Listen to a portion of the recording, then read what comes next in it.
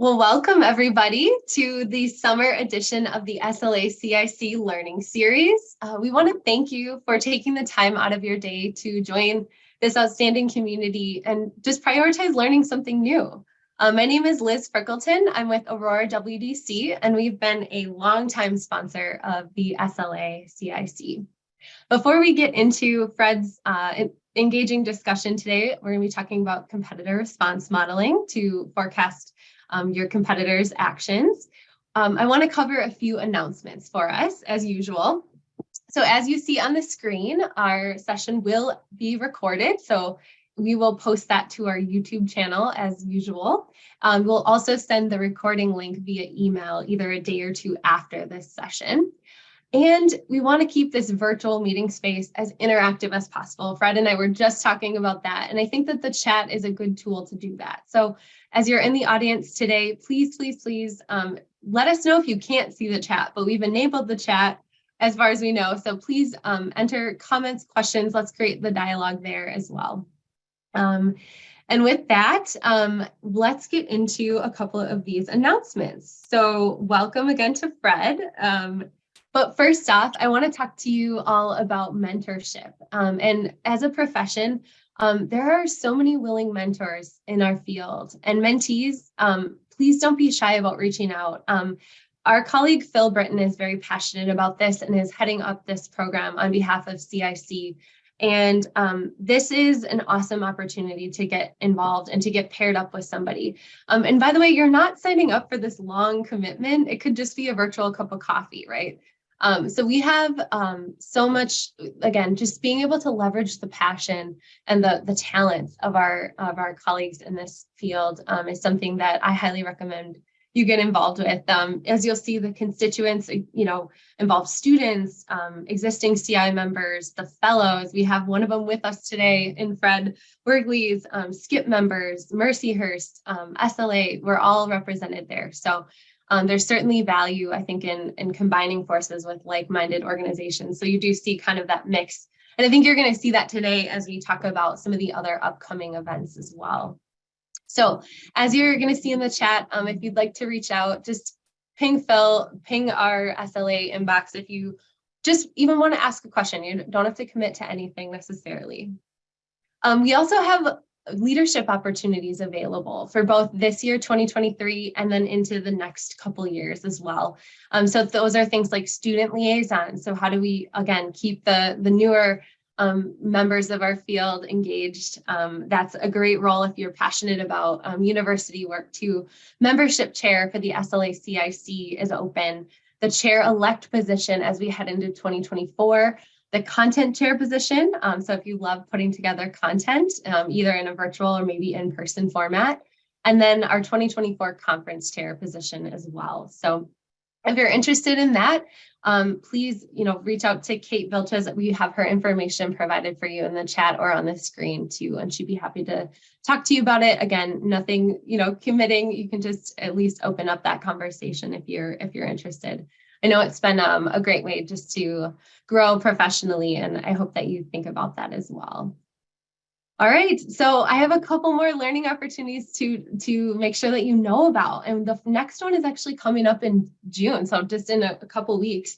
And I always love when Phil and Elise pair up, and some of you know that this is a masterclass. They talk about market segmentation, and this is hosted by our friends at the CI Council of CI Fellows. Derek Johnson, shout out, who's I believe our chair. So we are excited to welcome Phil and Elise, and Graham is going to be adding the registration link to the chat because it is open, and I really hope you take advantage of their expertise. I have two other women in our field whom I'm excited to talk to you about, which is Monique Edelton and Victoria Richard. And they are pairing up with their both unique backgrounds with both customer experience and CI. So we're going to come up with some blend of something that's going to be valuable for you. We're still working through that, but September 12th will be the next fall webinar that you can depend on from SLA CIC, which will of course be free. And then also happening in September, I just wanted to put all this out there so it's on your radar. The CI fellows are getting very excited. Derek, I hope you're in the chat on this too, but they're hosting their annual CI Summit. So this is going to be a completely virtual event as usual. And it's going to be happening September 27th and 28th.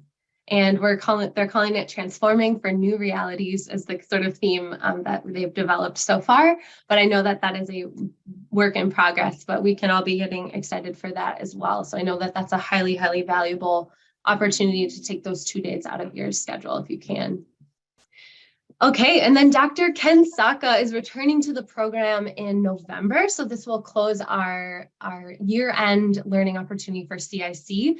Dr. Saka has a new opportunity professionally, and I'm not going to let the cat out of the bag, but he's going to talk a little bit about the role of CI and business strategy for that. That's at least what we're thinking about now. So I hope you'll save the date for that as well.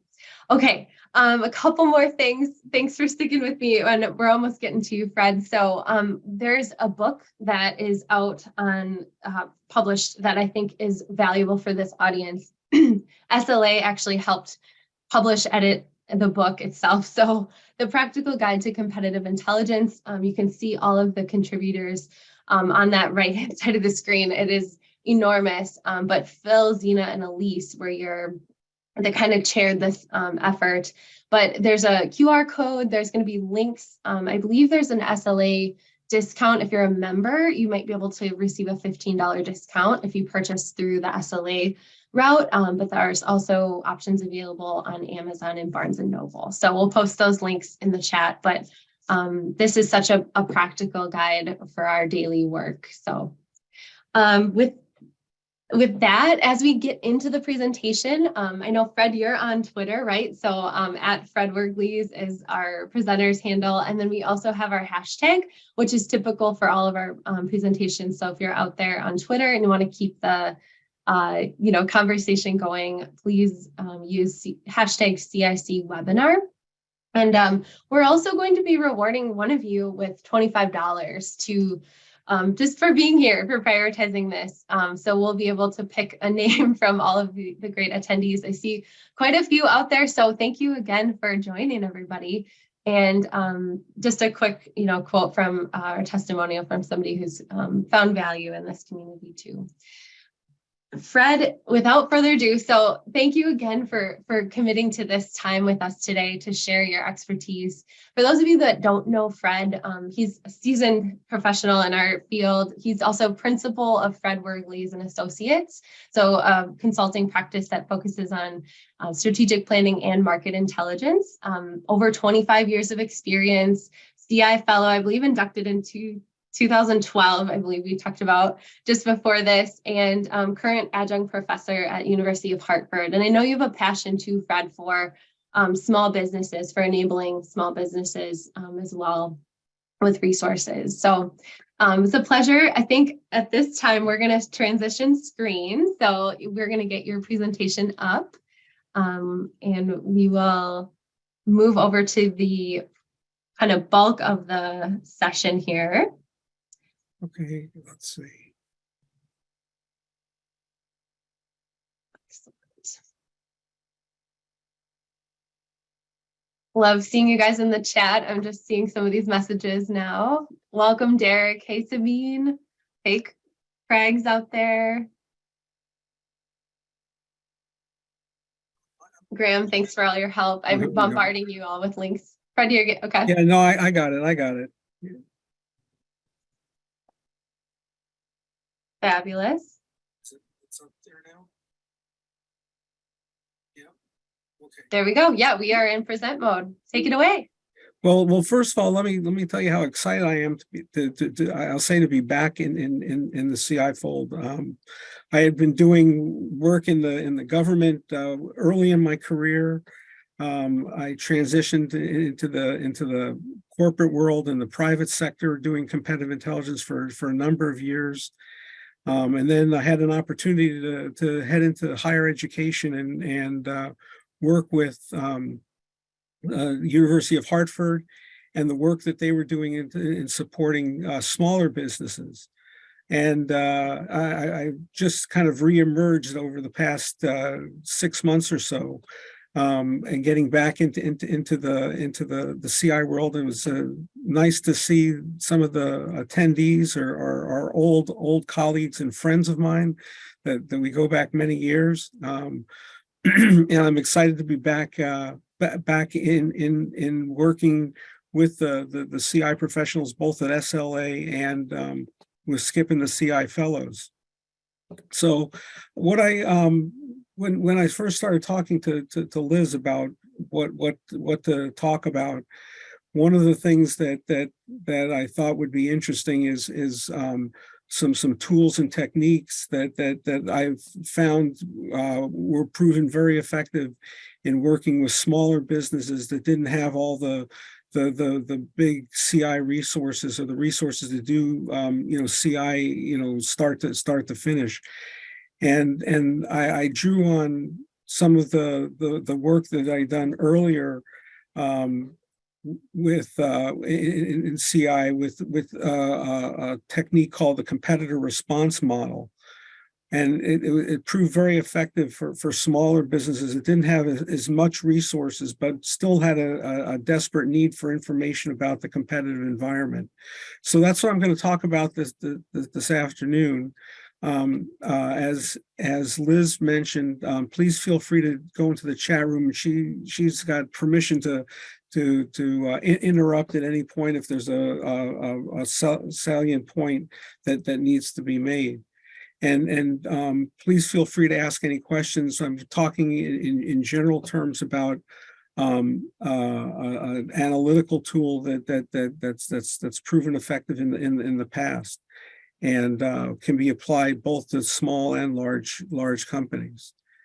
So with that, we'll talk a little bit about the model and how it can help, how the results can be used, and then we'll get into some Q&A afterwards.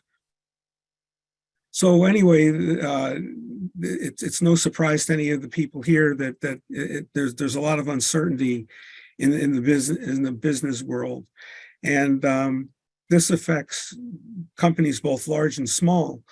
What I've been finding in the past few years that I've been working with small companies is they have just the same types of questions, the same types of issues that they're dealing with, only they have little or no resources to devote to it. So how do you carve out a small amount of resources and be able to pull together an assessment of how things are in the market, what the consumers are looking for, how the competitors are fighting over that market, and how companies can effectively win in that competition.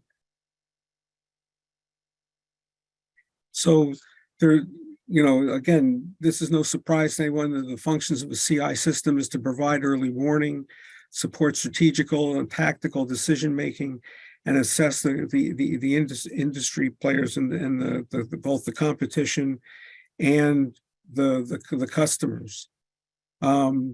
There's a wide variety of information that is useful to the small businesses, and looking at different. One of the things that we'll look at today in particular is look at a case study, just a hypothetical case study in product launches and product positioning.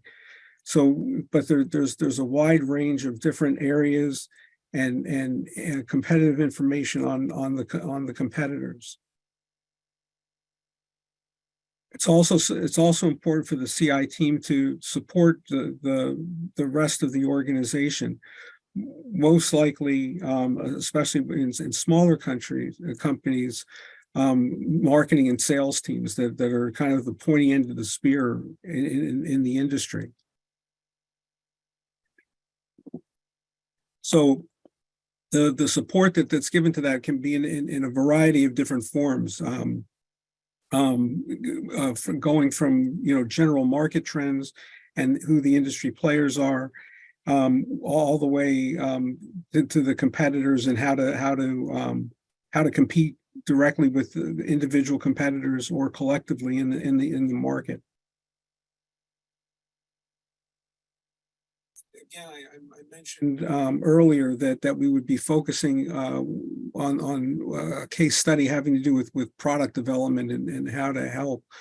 And the different areas of that include an initial preliminary market analysis, where you identify the opportunities and threats, investigate the competitors' product pipeline and the way that they go to market, and then to include things like technology scouting, value chain analysis, and a competitor response model that can look at see how the players individually and collectively operate within and compete within a particular market.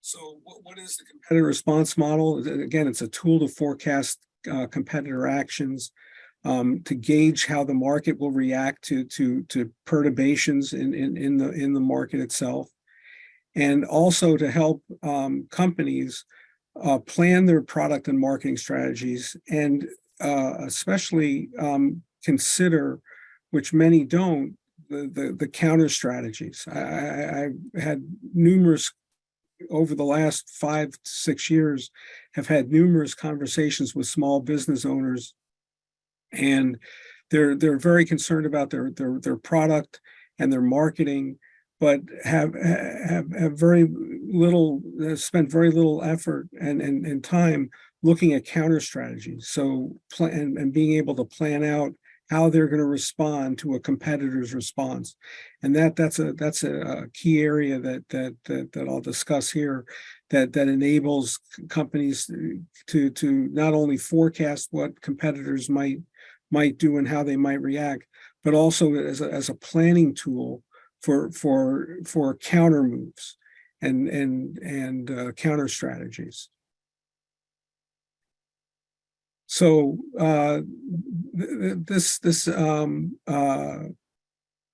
this tool is used to find out how our competitors react to a new product launch. How are they going to position their products, and how they can try to limit the success, how they'll try to limit the success of our new product.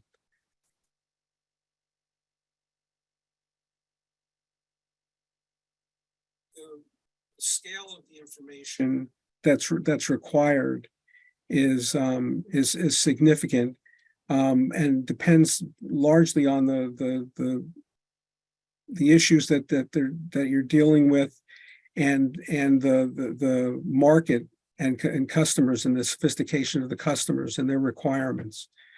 So the collection effort will be similar to what you would do for your routine, I'll say your routine or intensive data collection, and there's lots of different ways of achieving and collecting that kind of information. One of the things that I think is really fascinating, and I'm hoping to learn more about it from a CI perspective, is the whole idea of the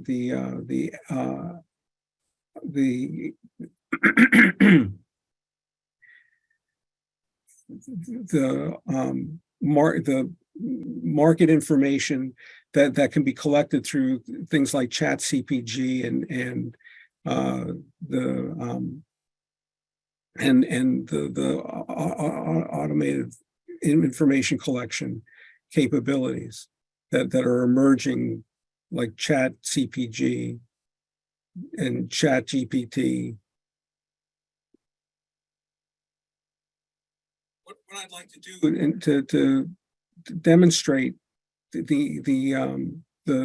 tool and the technique is to go through a case study, and this is just a notional case study, and to keep it pretty basic from the standpoint of understanding, is to look at at the quick service restaurants. Most of the brands are battling for the share of the breakfast market, with numerous products being launched every couple of months. It seems it's a huge industry, and the fast food breakfast market is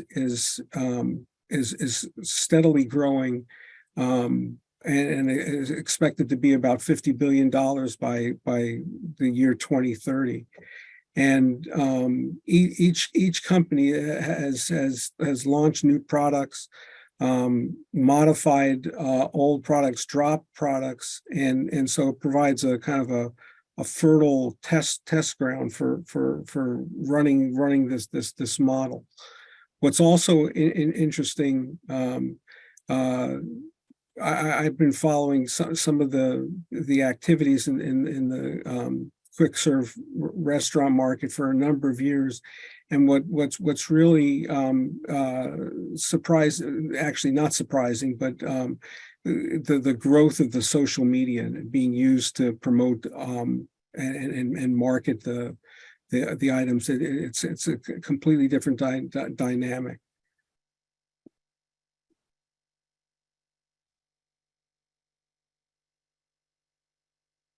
So as far as the case details and the way that we'll structure the exercise is to think about Burger King and planning to launch a new coffee drink and nutritional breakfast meal. I'm calling it the Mega Crust Sandwich.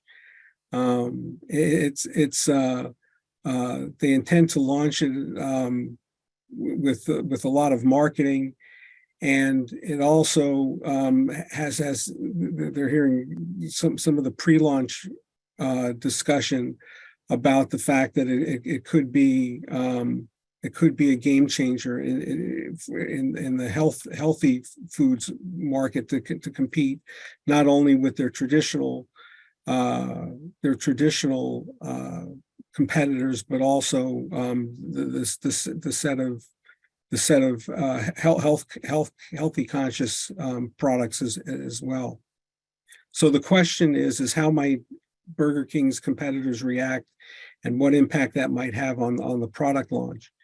And in this case, the role that we're assuming is that that our efforts will be as the competitive intelligence team at Burger King, evaluating how the competitors are going to respond to this new quick sandwich.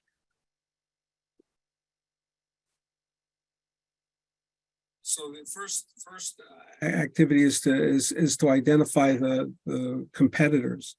And typically you look at the traditional competitors. So in Burger King's case, you're talking about McDonald's or Wendy's.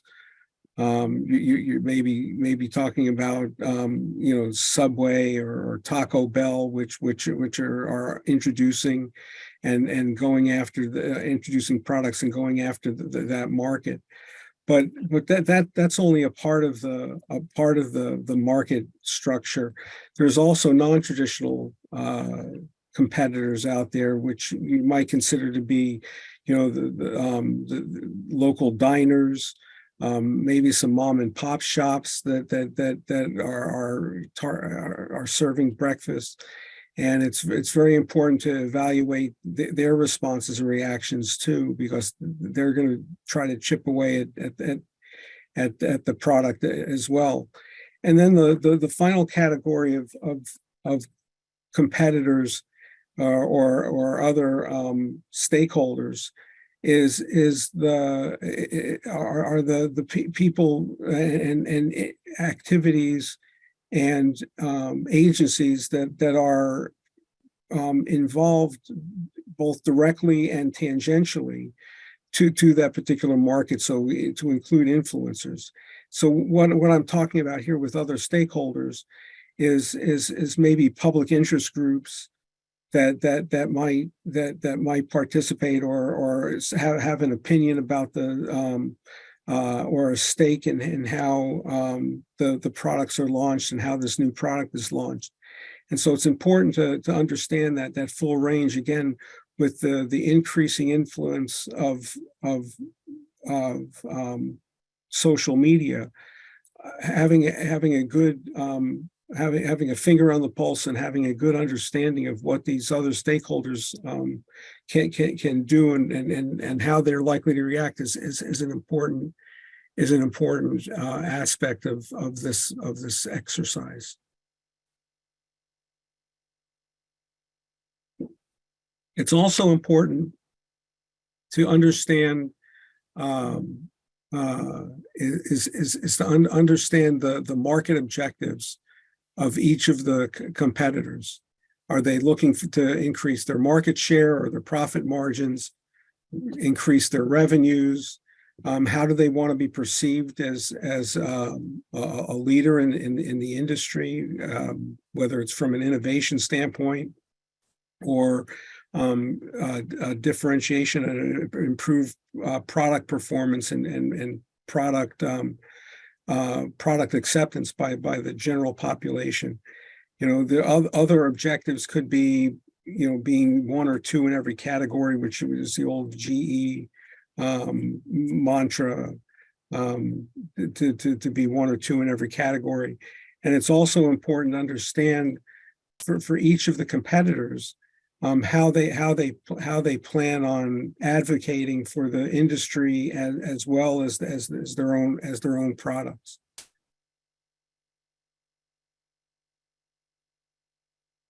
At this point, let me stop for just a second and Liz, are there any questions? No, so regarding I would say, yeah, continue on at this point. We're having some good discussions in the chat, but I don't see any key questions at this point.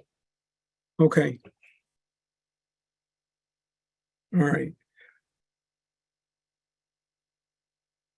So the next step in this process is to collect as much information as possible on each one of the competitors and generate a set of hypotheses about their market objectives and their activities and under what circumstance. So this is kind of where you take a look at what how they've responded in the past.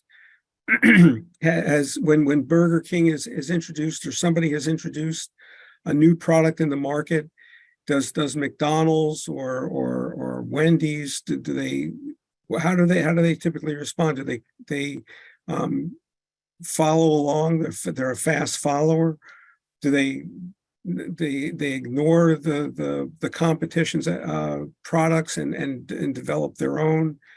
How do they respond to successful? How have they responded in the past to successful activities versus failed products that have come out?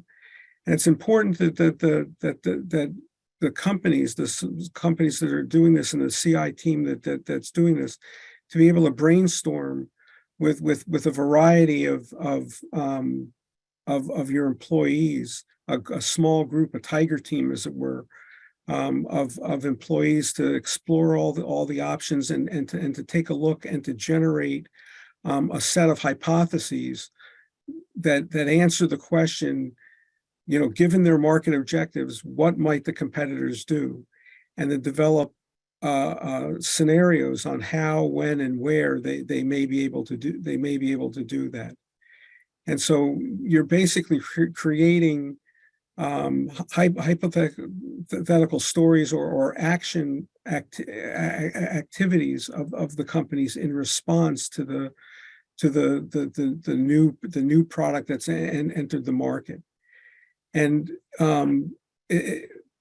the best way to show this is through a matrix, where you take a look. And here I've just generated a notional hypothetical model where we start putting that together. So you look for at one of the traditional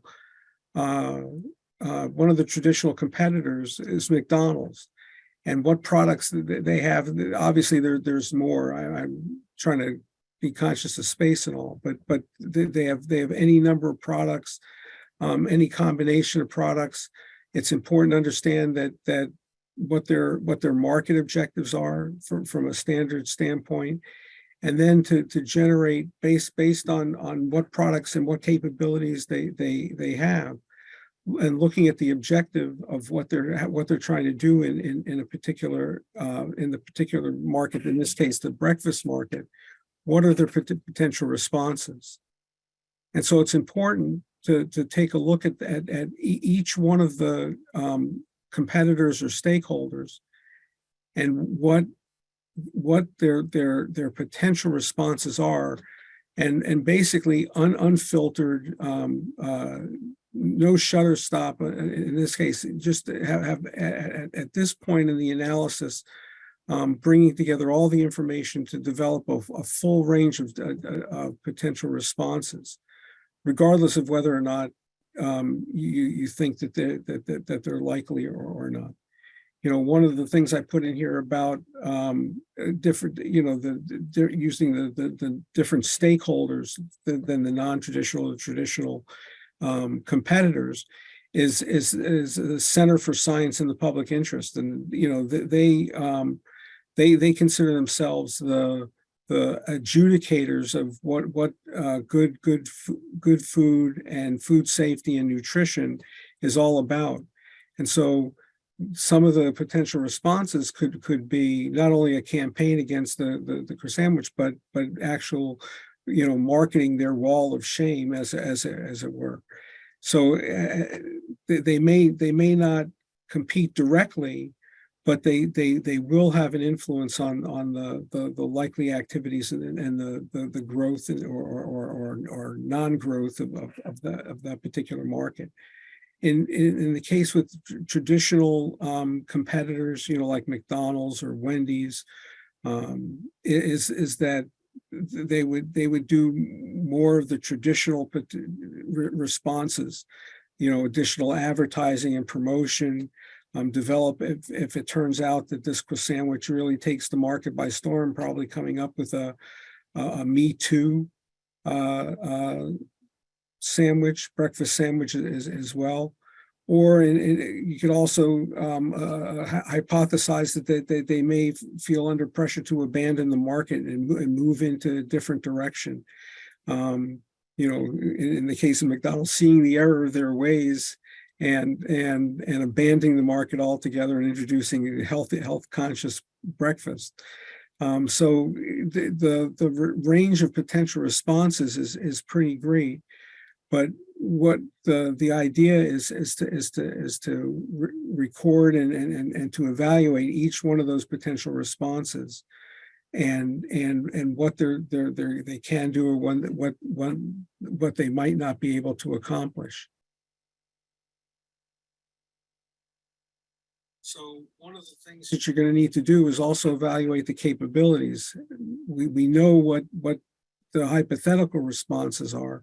What we're going to need to do is look at the financial strength, the different capabilities of each one of the competitors and each one of the stakeholders, to see what they are likely to be able to accomplish, and what options are available to their leadership for selecting a potential responses, what their marketing and sales capabilities are, what the management team experience is. It's very, very important. One of the things that we're constantly told is that people tend to repeat their successes and try to avoid repeating their failures. So knowing what competitors have done in the past and what the experience of the leadership is, will help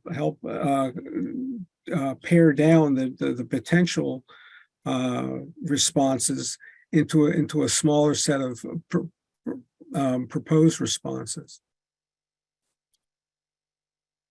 So here's, as we continue, filling in the model matrix, you can take a look at the potential responses, what the likelihood is given their capabilities, and if they were to do those, what impact would it have on the market, and what that impact, the timing of that impact is. I mean, for as an example, if McDonald's were to create a Me Too market, the question would be, would they be able to do that in the near term, or is that a longer term issue?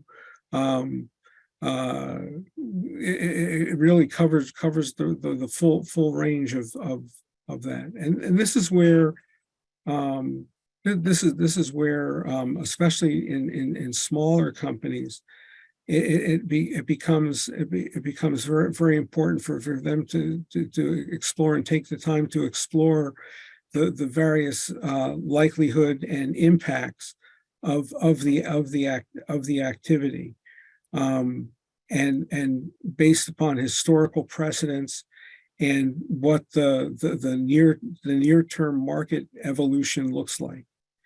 And so it's important that you, and this is only a very small portion of what would be a fairly sizable matrix that would be produced in order to be making that evaluation, because one of the things at the end of this activity is to identify what resources could be applied to the competitive response.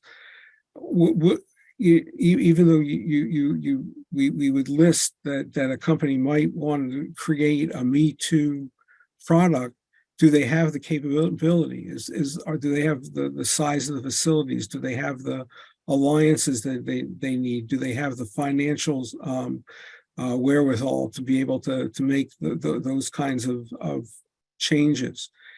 And then the idea at the end is to identify and rank order what the potential responses are to respond. What is, after going through this evaluation, what is McDonald's likely to accomplish?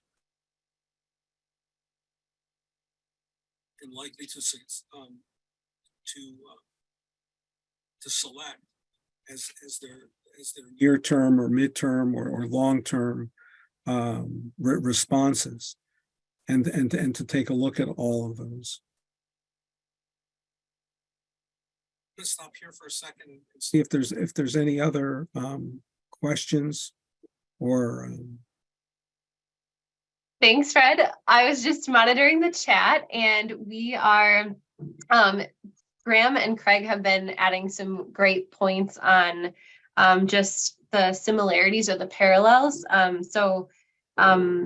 With competitive simulations or wargaming, it seemed like there were some parallels there that the audience was noting.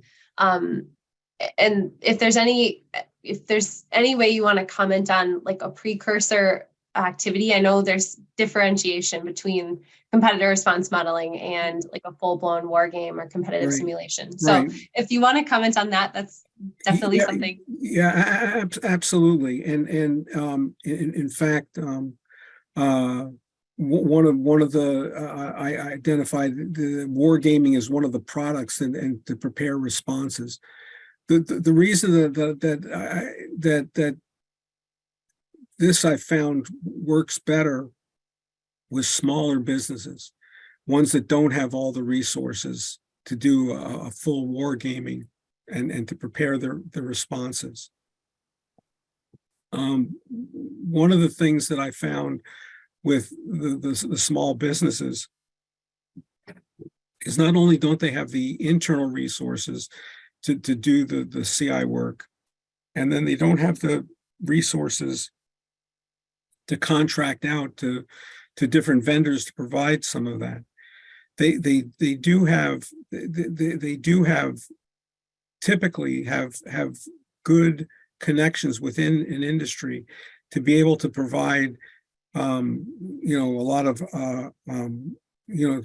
street knowledge and really an understanding at the ground level what their competitors are doing, and what their competitors and what the markets are looking at, because that's key to their success in the market. So understanding what the competitors are dealing with regards to the market. I find that the smaller businesses, this affects the smaller businesses more than the larger businesses that have a vast array of connections with the industry, and they have the resources available to delve into that. So this is I look at this competitor response model as kind of an intermediate step between just raw data collection and not having the time or resources to fully evaluate it, and something a lot more resource intensive like wargaming and preparing the responsive. But that's one of the advantages of the competitor response model, is that by going through this exercise, I don't want to call it quick and dirty, because it's a little bit more involved than that, but it's a lot less robust, I guess is a better way of putting it, a lot less robust than what you would typically expect from a larger company. More of a thumbnail. Yes. Okay. Thank you. That's definitely helpful. And we had a question too, Fred, that I think was along those lines. So somebody had submitted anonymously, what is the difference between competitor response modeling and tactical BWG, which we were also interpreting as maybe wargaming, but so that's really helpful. So thank you, audience member, for that question too. And thank you for addressing that, Fred. What about prioritization? So what if you have, 20, 30, even more competitors or stakeholders to track? How would you recommend handling if there were that many, sort of with prioritization? Is there anything you'd want to add there? Yeah, what I found is that even though there may be any number 20 competitors, and you can typically the smaller businesses and the ones that have been in the industry for any period of time know who the key players are, and which ones are the most important and potentially the most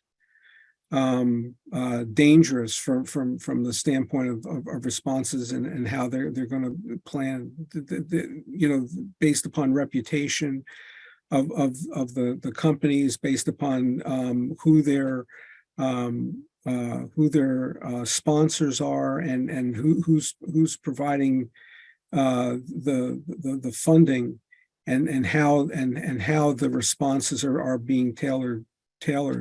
So what I found in a couple of examples that I've worked with other businesses is that they tend to fall along. They tend to group, even though there may be 20 individual competitors. They tend to fall into different groups, whether they're a fast follower, or they're there aren't that many distinctions between the different competitors. They're all different, obviously, but in many cases they have some similar characteristics. So you're not having to expend the resources looking at each one of the competitors as an individual, and going through this exercise for each individual competitor. You can sometimes lump a number of competitors together to look for the common responses. And by preparing for one response from one competitor, you're likely being able to respond to other competitors in the same manner. Great. We did have one other question, Fred, from Luis in the audience. And hi, Luis. Do you want to address that now, Fred, or do you want to keep moving? I know just with about 15 minutes. No, I'm ready for questions if Okay. So Luis had a question about understanding the key bibliography for competitive response modeling, noticing that Google Scholar has a limited library, about 5 results. Is there a core bibliography associated with this framework or this technique that you're aware of? Or I am not. Okay. You mean for the particular models? I would imagine, if I'm interpreting it, Luis, if you feel free to type in the So for this model or competitor response modeling, yes. Yeah, no, I'm not aware of any core bibliography. Okay. Great. That's okay too. We can definitely continue on, and if others chime in the chat, I can facilitate that as well. I'm open for questions now about on the responses. The model, like I said, the model itself has proven successful with a number of different businesses that I've worked with and clients I've worked with in the past. What I found is that in talking with smaller companies, their lack of resources really, really ties their hands as far as what they're able to accomplish, and having a fairly standard model, a kind of a I'll say wargaming or larger models run through the wash and rinse cycle a few times to shrink down the activity can many times give them I'll say may not be the perfect answer, but it may be a good enough answer that they're able to do the planning both for the responses and developing future strategies, and being able, and one of the key areas is that by going through this exercise, it helps companies identify what information needs they still have, regarding not only the market but also the competitors. And so it's a good way that a structured way that small businesses, which are typically unstructured in many cases, to be able to go and collect the information and analyze the information. And so from that aspect, it's kind of a pared down version of a war game. That's the approach that you take.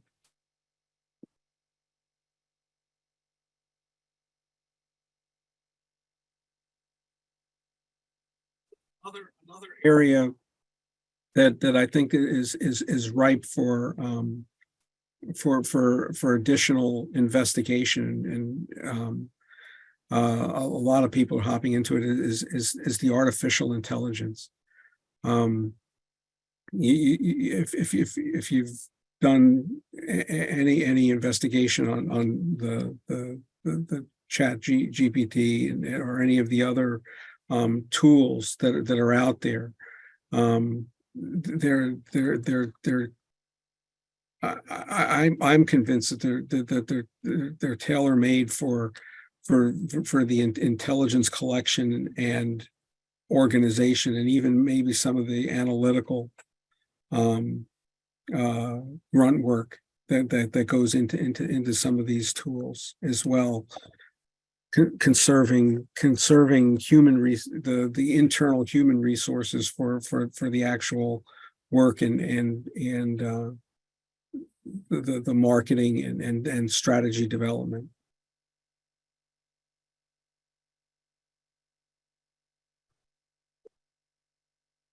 Great. And I know, Fred, just a quick time check, we have about 9 minutes remaining till the top of the hour. And I don't have any other questions per se to pull out. So if there's any other closing remarks from your talk that you want to cover, we can do that before I have a couple of housekeeping things. No, I'll turn it over to you. I'm truly interested in any other of the attendees, if anybody has used this tool in the past, and what sort of successes and any pitfalls as well in the use of the tool. Like I said, in the small number of activities that I've done with small businesses in this particular area, this is proven when they're able to devote the time and effort into it, it can be very beneficial and enlightening.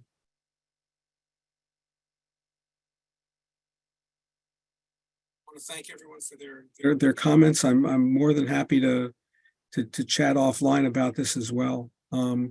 Like I said, I think that this is this tool is also uniquely, I guess, situated to be useful in not only in the collection, but in the planning and in the artificial intelligence realm as well.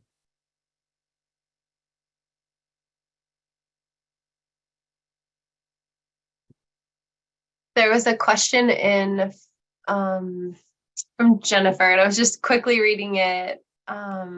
She was saying they were asking about the small businesses and how they're using the competitor response model. Is this to convince the managers to do something, confirm or delay, save time and money? And I'm not sure, Jennifer, if you were responding to something else in the chat, or if that was a question. But I think we talked about your experience with small businesses. Okay, so how did the subject matter expert use the competitor response model? I believe, how did they use it to convince leadership to do something, to make a choice be actionable? That's a good question. What I found typically is when we ran one of these exercises, we didn't really need to convince anybody that there was something happening. It was a matter of going through, cataloging what the potential responses were from the competitors, the competitor responses were, and then developing. It always seemed to me that the leadership was engaged in looking at how to counter that and to respond, and as they develop a marketing plan, as they develop their marketing strategy, how they were going to respond based upon the competitor responses. So it's really that give and take. And what I found is that the senior leadership typically was very supportive. Mm-hmm. I think, thank you, Jennifer, for that question. And Craig, I think, double tapped on your point about just being interacting with our stakeholders as well. This avoiding of one-way activity. So just being able to, get with our colleagues, understand what their needs are, especially when we deliver analytic products, make it a two-way conversation too. So. Absolutely. I mean, that's key to the success. Mm-hmm. Well, I think with that, Fred, if you want to advance to your closing slide too, I know you have your contact information up on the screen for guests, and we will. So thank you, Graham. We have the PDF of the handout available for you in the chat. I would advise you to grab that now. We can't really distribute that via the email system afterwards. You will get the recording to the presentation today, of course, which will live in our YouTube, SLA CIC YouTube channel. Sabine, you asked a really good question too about like a copy of the chat from today. We've had such good discussion. So I will look into that. I don't know that we've actually sent that before. So, but if nothing else, I can send it to individuals who like reply that they would like a copy of the chat. I just don't know if there's a way to send that out to everybody. So Sabine, I'll be in touch. And we will be we're gathering next in September. So you'll be seeing more information coming from our channels about the next webinar, but stay tuned for the June 20th session with Phil and Elise, which is coming up, the CI Fellows. So Fred, any closing remarks? We've been getting so many thank yous and just affirmations of your presentation today. Craig, Derek, others have just said thank you for the just the great insights that you presented today. So anything from you before we close, Fred? No, nothing more at this end. Just like I said, if anybody has additional questions, I'm more than available to look at and just discuss it with anyone. Okay. Very good. And it sounds like, yes, we can export the chat transcript. So Eric, if that's something that we can do afterwards, that would be excellent. I don't know if that happens now in the chat or if we send that afterwards, but learning on the fly here, like everybody else. Yeah. No, thank you very much. Yeah, Jim Miller also says excellent presentation. Thanks, Jim. Okay, so folks can do it now. If you're looking at the chat, you can save it to your computer. Thanks, Luis. Yeah, all right. Have a good rest of the day, everybody. And I think we will close out with that. We'll see you next time. Thanks again, Fred. Thank you. Bye-bye.